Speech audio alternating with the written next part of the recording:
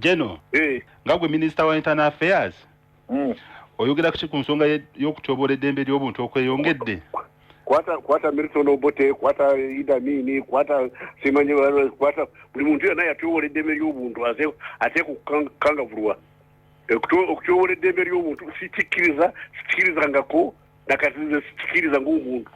ng'engeri gye bakuttemu abo ababaka ba paalamenti oyagala kuntegeeza nti omubaka wa paalamenti bwe bamusongamu olulwe ne bamugamba nti wakola ekintu gundi ate nga nsobi tebamukwata waliwo emitendera egiriwo ababaka ba paalamenti are not above the law kankubulire omubaka wa paalamenti obanga ayina ensobi tali waggulu w'amateeka ekikulu waningambye nti mwamukwata mumutute mu kooti okukwata omuntu si kibi naye obutamutwala mu kooti kyekibi naye engeri gye babakwatamu engeri gye babakwata oyagala babakwate watya